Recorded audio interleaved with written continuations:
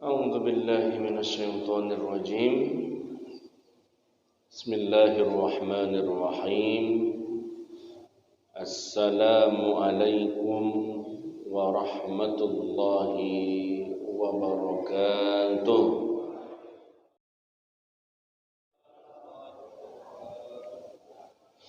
الحمد لله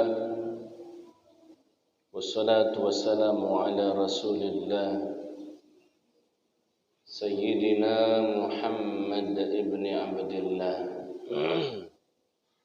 وعلى آله وصحبه ومن تبعه ومن والاه لا حول ولا قوة إلا بالله فقال رب اشرح لي صدري ويسر لي أمري واحلل عقدة من لساني يفقه قولي أما بعد. Para alim, para ulama, para asatid wal asatidah yang dimuliakan oleh Allah Subhanahu wa taala, hadirin hadirat, muslimin muslimat, bapak-bapak, ibu-ibu, semoga kita semua yang hadir di sini Allah berikan kepada kita istiqamah, hidayatul istiqamah, sehingga kemudian nanti kita mati dalam keadaan iman, mati dalam keadaan la ilaha illallah. Qala Allah Ta'ala fi surah Al-Mumtahanah, surat Al-Mumtahanah ayat yang ke-10. A'udzu billahi minasyaitonir rajim. Ya ayyuhalladzina amanu, hai orang-orang yang beriman, idza ja'akumul mu'minatun muhajiratin famtahinuhunna, kalau datang kepada kamu perempuan-perempuan yang hijrah, maka ujilah perempuan tadi. Allahu a'lamu biimanihinna, Allah lebih mengetahui keimanan mereka. Fa in alimtumuhunna mu'minatin, kalau kamu benar-benar yakin perempuan yang hijrah tadi beriman, fala tarji'uhunna ilal kuffar, maka jangan dikembalikan kepada suami-suaminya yang tidak beriman.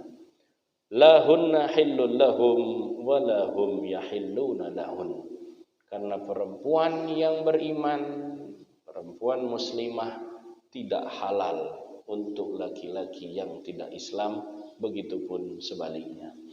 Ayat ini turun setelah pasca kejadian Sulhul Hudaybiyah atau perjanjian Hudaybiyah. Pernah kita bahas masalah perjanjian Hudaybiyah, itu ada 4 poinnya. Sebutkan nomor 1.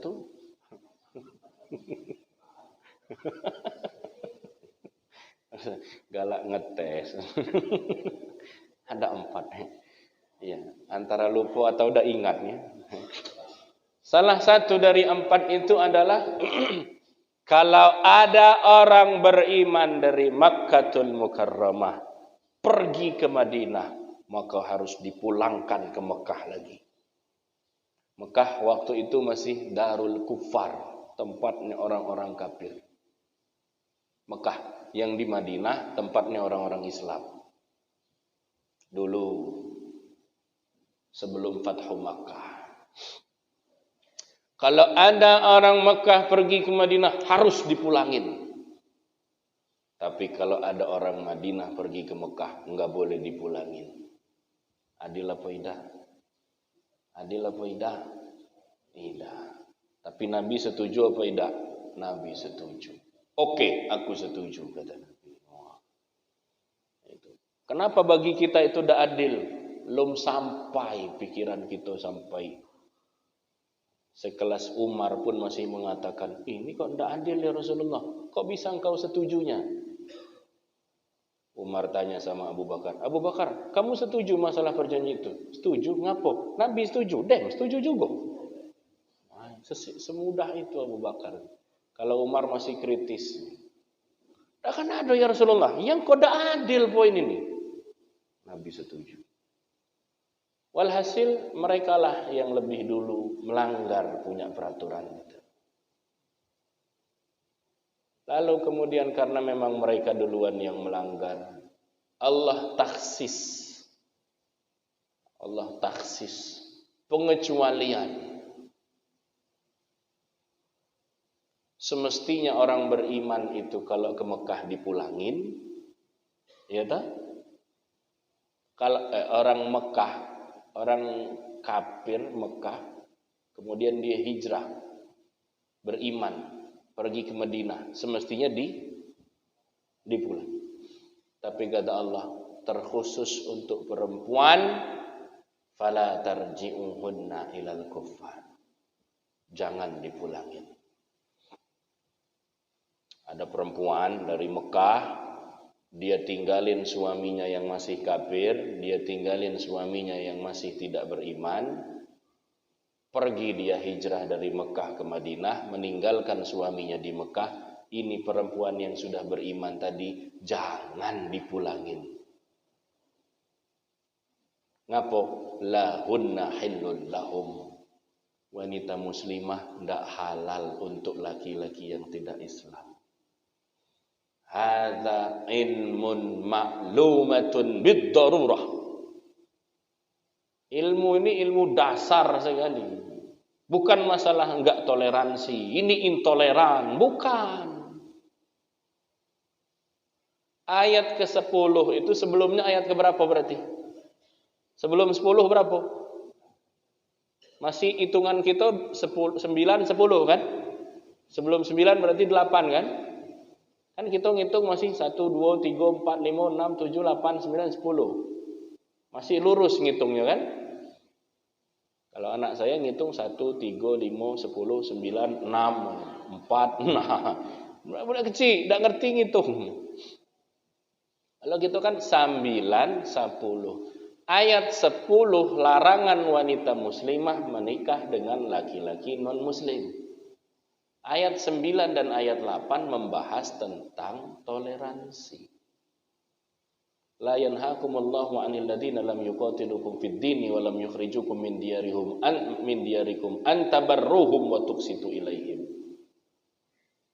Kata Allah, berbuat baiklah, berlaku adillah kepada siapapun, apapun agamanya, kita harus tetap berbuat baik dan berlaku adil. Kalau ada orang kelaparan tengah jalan, kasih makan. Tidak usah kita nak nanya dulu, kamu tuh agamanya apa? Keburu mati udah tuh. Ada wong ketumbur misalkan, kita tolong karena dasar saudara sesama manusia atau disebut dengan ukhuwah insaniyah. Tolong. Jangan uang ketumbur, ketabrak, kita nak nolong, nanya dulu. Maaf mas, agamanya apa? Ngati nih. Tolong. Itu yang disebut toleransi. Toleransi itu apapun agama dia butuh bantuan kita bantu. Dia kesulitan, kita bantu. Toleransi itu mereka mau beribadah, silakan. Gak boleh kita hadangi. Kamu nak beribadah? Ya monggo silakan. Itu ya toleransi. Toleransi itu mereka mau dagang, boleh kita beli. Hubungan sosial, perdagangan, boleh kita beli. Di situ toleransi, tetap berbuat baik, tetap berlaku adil. Di ayat ke-8 ke-9. Di ayat ke-10 Allah melarang wanita muslimah menikah dengan laki-laki non-muslim. Apa hubungannya antara ayat 9 dengan ayat 10 ini? Batasan. Bahwa boleh jual beli, boleh sosial, boleh tolong menolong, boleh. Tapi kalau sudah masalah pernikahan, no. Tapi ini mereka cinta Pak Ustadz. Tapi kehidupannya akur-akur saja, sakinah-sakinah saja. Itu waktu sempat viral. Belum lama. Tapi di kita ini berita itu selalu ada saja. Naik. Tiba-tiba lah selesai masalah minyak goreng ini lah selesai.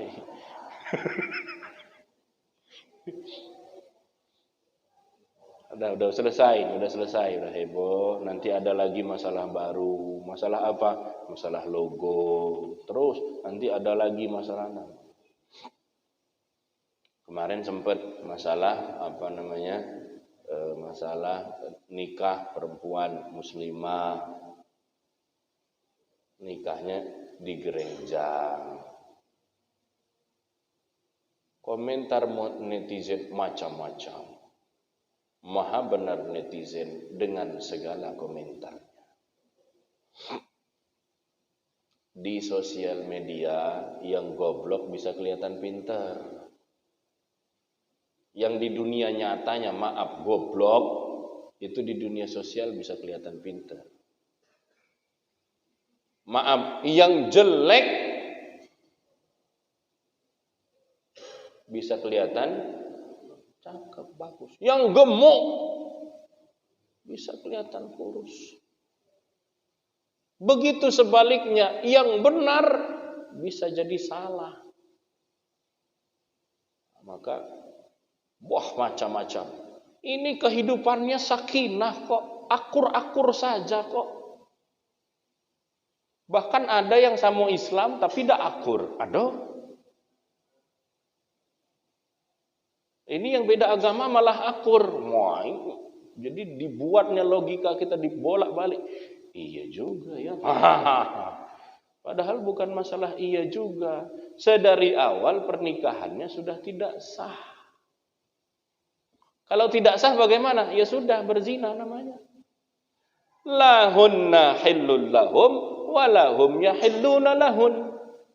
Perempuan muslimah tadi tidak halal untuk laki-laki tidak Islam, begitu juga sebaliknya. Laki-laki tidak Islam tidak halal untuk perempuan muslimah. Di ayat lain Allah sebutkan wala tunkihul musyrikina hatta yu'minu. Jangan menikah dengan laki-laki yang tidak beriman meskipun dia berduit besen. Wala abdum mu'minun khairum min musyriki walau a'jabakum. Lebih baik lanang buntu tapi beriman daripada lanang besen tapi tidak beriman. Pilihannya cuma dua. Sikok lanang buntu tapi beriman, yang kedua tidak beriman tapi besen. Pilihan yang sulit. Ya tidak sulit, Bu, mudah. Pilih yang ada iman, wala abdun mu'minun khairun min musyrikin. Laki-laki yang beriman tadi lebih baik daripada laki-laki yang tidak beriman meskipun dia buntu. Tapi kalau ada pilihan ketiga, laki-laki beriman, besen boleh, pilih yang besen. Tapi pilihnya bukan karena hartanya, pilihnya karena imannya tadi. Jadi ayatnya bunyinya tidak halal perempuan muslimah. Laki-laki muslim boleh menikah dengan ahli kitab. Ini pernah kita bahas. Cuma karena otak kita tadi terlalu kecil, terlalu sempit, mungkin ada lupanya sedikit. Syekhul Azhar pernah ditanya, kenapa kok laki-laki muslim boleh menikah dengan perempuan ahli kitab? Padahal wanita muslimah tidak boleh menikah dengan laki-laki ahli kitab. Ngapo hanya suaminya saja yang boleh? Ngapo hanya lakinya saja yang boleh? Tapi perempuannya tidak boleh. Kita lanang ini mimpin rumah tangga. Mau dibawa kemana rumah tangga itu nahkodanya ada di tangan lanang. Nak ke kanan, nak ke kiri, nak lurus, nak mundur ada di tangan kita supir nahkoda. Semestinya seperti itu. Lanang tuh seperti itu semestinya. Jangan lanang mau disuruh-suruh kanan, kiri, lurus, belakang, nurut. Ini namanya sukses suami takut istri usis. Nurut boleh kalau memang sesuai. Pun tidak sesuai, tidak bisa. Keputusan tetap di tangan lanang. Satu. Yang kedua, ngapa kok lanang boleh? Karena kita Muslim itu meyakini Nabi Musa beserta Tauratnya, meyakini Nabi Isa beserta Injilnya. Kita sebagai Muslim mengakui, maka boleh menikah dengan perempuan ahli kitab. Lah kenapa kami yang lanang ahli kitab ini tidak boleh nikah dengan wanita muslimah kamu? Karena kamu ahli kitab tidak beriman kepada Nabi kami Muhammad sallallahu alaihi wasallam. Maka tidak mungkin kami membiarkan perempuan-perempuan kami berikan kepada laki-laki yang tidak beriman kepada Nabi Muhammad sallallahu alaihi wasallam. Jadi boleh Ustadz lanang nikah dengan wanita ahli kitab, boleh. Cuma masalahnya ahli kitabnya masih enek apa orang? Masih ada apa enggak? Panjang pembahasan ahli kitab, saya mengambil kutipan Imam Nawawi dari madhab Syafi'i.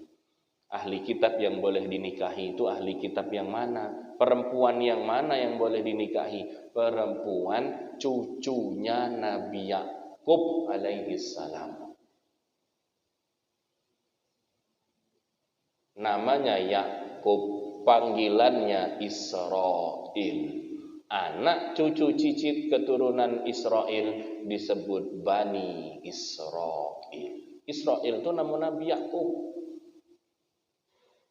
Anak-anaknya disebut Bani Israil. Wanita ahli kitab keturunan Bani Israil boleh dinikah. Wanita ahli kitab keturunan Nabi Yakub boleh dinikah. Kata Imam Nawawi, meskipun dia perempuan Arab sekalipun, ahli kitab itu kan Yahudi sama Nasrani. Ada perempuan Yahudi, orang Arab, tapi bukan keturunan Nabi Yakub, tidak boleh dinikah. Ada perempuan Nasrani, orang Arab, perempuan Nasrani, orang Arab, bukan keturunan Bani Israel, berarti tidak boleh dinikah, bukan ahli kitab. Itu orang Arab. Apalagi di kita. Kecuali di Indonesia ini yakin betul perempuan tadi keturunan Nabi Yakub. Yakin betul dia. Mbak ini Nasrani. Ya. Kata Ustadz itu saya boleh menikah dengan wanita Nasrani. Memang boleh. Tapi dengan syarat mbaknya harus keturunan Nabi Yakub. Saya ini memang keturunan Nabi Yakub. Masih ada keturunan Nabi Yakub sampai Indonesia sini. Memang ada. Ini buktinya. Ini nama bapak saya, kakek saya, ada. Tuh sampai kepada Nabi Yakub. Ya tidak apa-apa. Cuma hampir mustahil. Ya. Jadi bagaimana Pak Ustadz? Ya sudah, sing aman-aman, sing pasti-pasti. Nikahnya sesama Muslim saja. Kalau bisa, selain sesama Muslim, Muslimnya yang satu jalur. Satu jalur itu tidak miring kanan, tidak miring kiri. Ada laki bini bercerai, Pak. Bercerai. Gara-gara lakinya mutasyaddid, keras. Yang perempuannya sedang.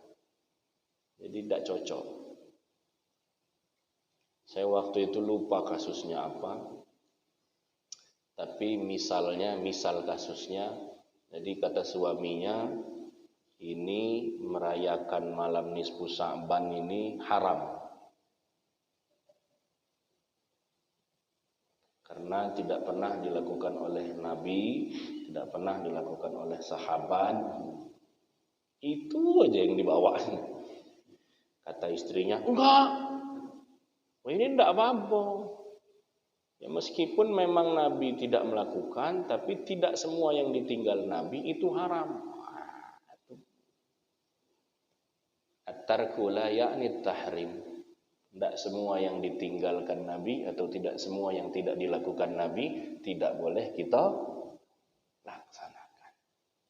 Itu sama-sama Islam tapi manhajnya beda. Ujungnya ya pisah juga. Ya, kalau kita yang aswaja sama aswaja. Kalau yang NU sama Muhammadiyah masih cocok. Kalau NU sama seberang sana, Salafi sana tidak cocok. Enggak ada kemiripan, susah mau cari kemiripan. Mau dicocok, tidak cocok juga. Lah zaman mereka bilang orang tua Kanjeng Nabi di neraka.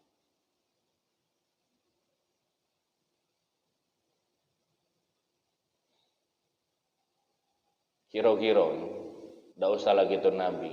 Ada wong ngomong bapak kau di neraka, mak kau tuh di neraka. Kira-kira, cak mana lah kita? Cak budak. Tapi dalilnya ada. Dalilnya ada. Dua dalilnya. Hadis sahih. Mana hadis? Oke. Ibunya dulu. Ini hadis yang akhirnya karena hadis ini mereka memvonis ibu Nabi di neraka. Istazantu Rabbi, qala alaihi salatu wassalam, saya mohon ampunan untuk ibuku, Allah tidak mengizinkanku, dan saya meminta izin kepada Allah untuk menziarahi kubur ibuku, lalu Allah mengizinkannya. Hadisnya sampai situ. Apa kata mereka? Tuh, tengok, Aminah itu tidak beriman. Buktinya, Nabi minta ampunan untuk Aminah, Allah tidak mengizinkan. Berarti Aminah tidak beriman sampai-sampai Allah tidak mengizinkan Nabi minta ampun untuk Aminah, ibunya. Berarti ibunya Nabi kafir. Astagfirullah. Kok mau kamu nikah dengan orang yang bilang orang tua Nabi masuk neraka?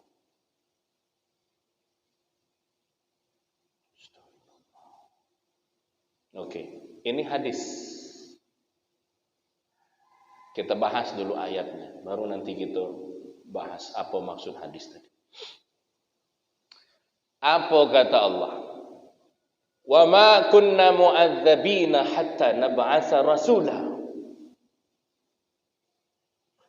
Nabi Musa wafat, itu Nabi Isa tidak langsung diangkat jadi Rasul. Bahkan Nabi Isanya belum lahir. Nabi Isa diangkat oleh Allah, Nabi Musanya belum diutus. Pun demikian Nabi-Nabi sebelumnya. Mati Nabi Musa, Nabi Isa tidak langsung diutus. Lah cak mana manusia yang hidup sebelum Nabi diutus tadi? Mereka termasuk golongan ahlu fatrah. Fatrah artinya kekosongan. Rasulnya belum datang. Cak mana nasib orang yang hidup pada masa fatrah atau masa kekosongan ini? Kata Allah, wa ma kunna mu'adzabin. Mereka tidak diazab sampai diutusnya seorang Rasul. Nak nanya, Aminah itu meninggal setelah Muhammad diutus jadi Rasul atau sebelum? Sebelum. Orang nabinya belum diutus jadi Rasul, Aminah keburu meninggal. Lawang nabinya belum diutus jadi Rasul, Abdullah keburu meninggal. Berarti termasuk apa golongan Aminah sama Abdullah ini? Termasuk ahlu fatrah. Ahlu fatrah itu apa kata Al-Quran? Tidak diazab. Tidak diazab itu berarti apa? Masuk surga. Lemah ya Ustaz, dia jadi ahlu fatrah. Ya udah baca gitu, udah baca request masalahnya Pak. Tapi pastilah lebih enak lagi jadi umat Nabi Muhammad sallallahu alaihi wasallam. Mereka tidak diazab kata ayat. Kata hadis tadi melalui pemahaman mereka, mereka diazab karena tidak beriman. Ayo. Kalau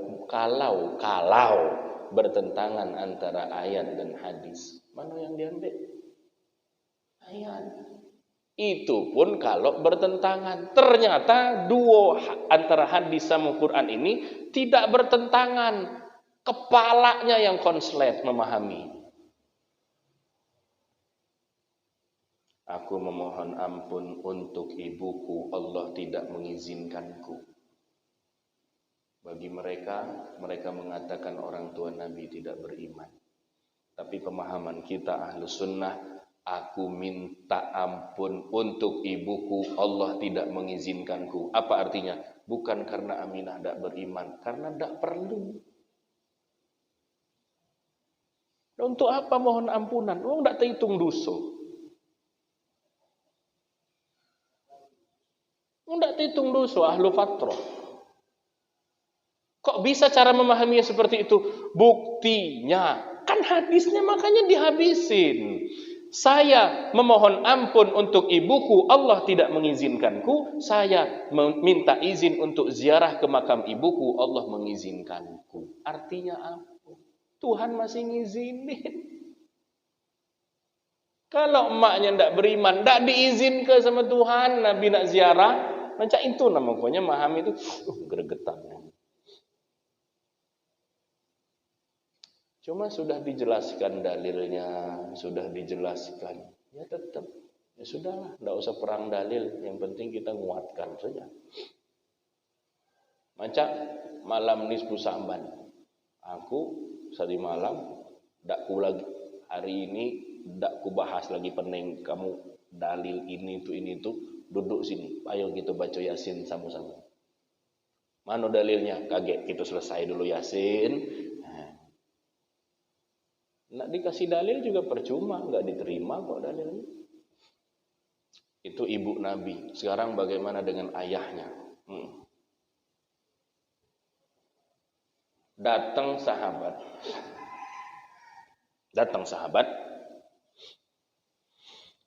Ini sahabat bapaknya mati kafir.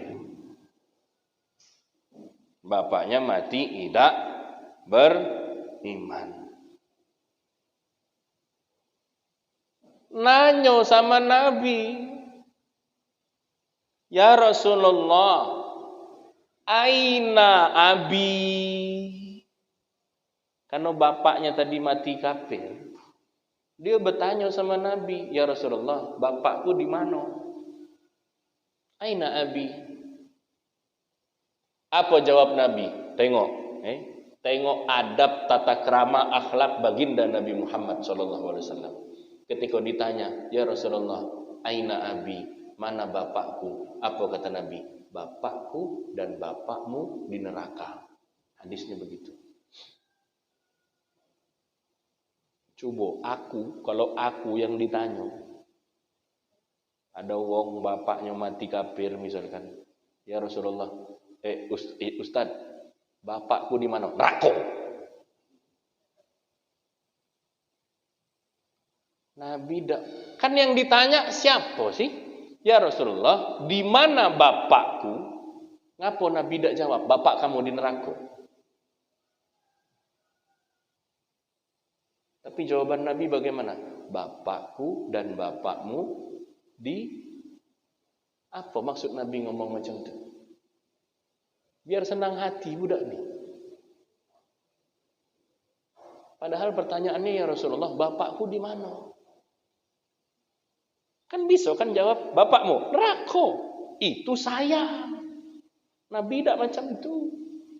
Ya Rasulullah, di mana bapakku? Bapakku dan bapakmu di neraka. Oleh karena hadis inilah yang kemudian mereka katakan, tuh tengok hadis itu. Kata Nabi sendiri, bapakku di neraka. Abi wa abuka finnar. Ini kalau kita ngajinya cuman baca hadis, baca terjemah, selesai. Berarti kita yakin bapaknya Nabi di neraka.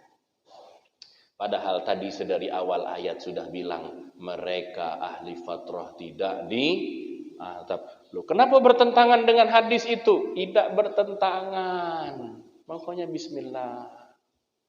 Sallu ala nabiyina Muhammad. Pahami dulu kalimat tersebut. Dipreteli, didetilkan. Tujuan Nabi bilang abi wa abuka.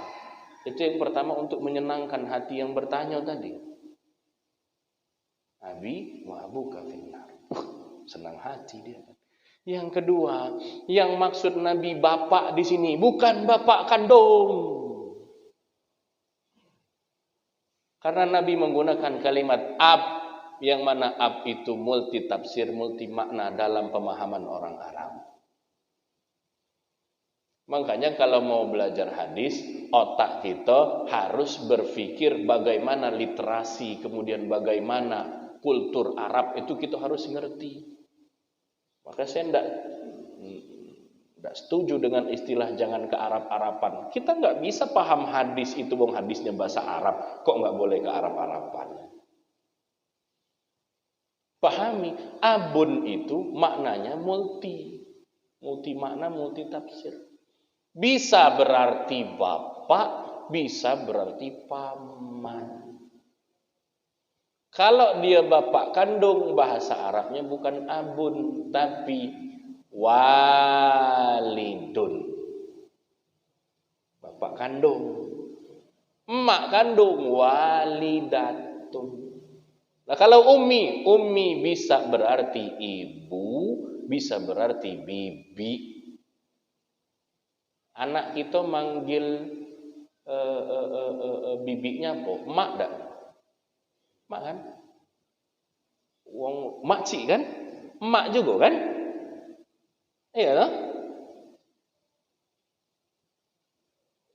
Wong rumahku ada kakak. Anak aku manggil kakak wong rumah tadi apa? Mak juga kan? Iya, emak tua berarti mak juga kan? Bude berarti ibu juga kan? Tapi apakah ibu yang melahirkan? Bukan kan? Berarti ibu atau emak tadi dalam bahasa Arabnya ummi juga. Aisyah itu dipanggil sama anaknya Asma binti Abu Bakar. Itu dipanggil ummi juga. Padahal Aisyah itu bukan orang tua kandungnya, bibinya. Buka kitab Riyadhus Shalihin. Aisyah itu dipanggil ummi juga sama anaknya Asma binti Abu Bakar. Artinya apa? Ummi itu tidak mesti ibu kandung dari anak kita. Anak aku manggil bibinya ummi juga, manggil emaknya ummi juga. Ini kalau lagi berjalan bertiga dikira bini aku kan ini. Bukan, yang sikok itu bukan bini aku, kakak wong rumah. Karena anakku manggilnya umi kalau gitu. Makanya kalau wong rumah aku udah umi, adalah panggilannya, enggak usah dibahas. Oke. Jadi abi bisa berarti bapak, bisa berarti paman. Ummi bisa berarti ibu, bisa berarti makcik, bibi. Maka ketika Nabi bilang bapakku dan bapakmu di neraka, bapak yang mana yang dimaksud Nabi ini? Apakah bapak kandungnya Abdullah? Mana yang lebih sesuai? Kata Nabi tadi, bapakku di neraka. Kemudian kita baca ayat Al-Quran. A'udzubillahi minasyaitonir rajim. Tabbat yada abi lahabil wa tab. Abu Lahab itu tempatnya di neraka. Dan Nabi manggil Abu Lahab itu apa? Bapak. Abu Lahab tuh bakcinya. Abu Lahab nih adik kandung Abdullah, bapak Nabi. Maka Nabi manggil Abu Lahab, manggil Abu Thalib, bapak juga, abi juga manggilnya. Ngapa? Mereka ini adik kandung bapaknya. Nabi tidak sempat nengok bapaknya. Maka Nabi manggil paman-pamannya, abi, bapak. Salah nggak berarti hadisnya tadi? Enggak salah, otakmu yang salah. Otakmu yang konslet. Baca hadis abi wa abuka finnar, bapakku dan bapakmu di neraka. Berarti bapak Nabi Abdullah yang di neraka. Coba setel ulang. Bukan bapak Nabi Abdullah yang di neraka. Tabat yada abi lahabiu. Terakhir, siapa yang yakin masuk surga karena amal ibadahnya? Yang yakin aku nih masuk surga karena aku rajin sholat subuh, rajin pengajian, rajin Kita nih masuk surga dengan amal atau karena rahmat? Kita nih masuk surga karena amal kita atau karena rahmat? Tidak ada amal dan, tidak ada dannya, tidak. Kita masuk surga itu karena rahmat Allah. Rahmat itu apa atau siapa?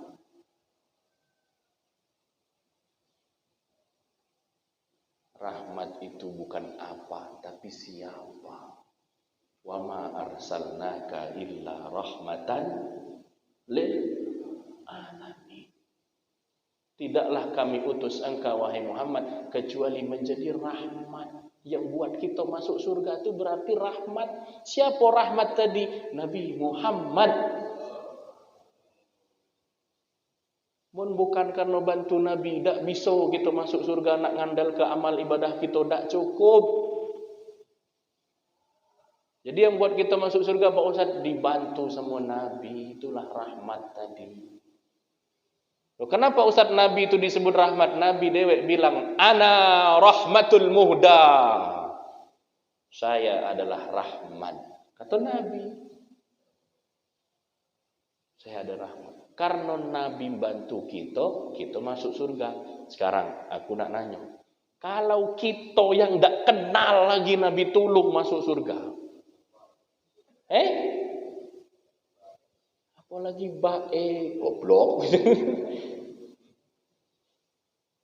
Kalau kita yang tidak keruan siapa gitu ini, yang ngakunya aku nih umat Nabi Muhammad, padahal sholawatnya paling berapa sehari? Kita ini kan ngaku-ngaku kadang iya. Kalau kita saja ditolong, umati saja ditolong. Apalagi maknya. Jelas. Masih kita bapak Nabi ini, emak Nabi di neraka. Perlu dijawab dah? Mungkin kamu tak sanggup jawabnya, biar aku jawab.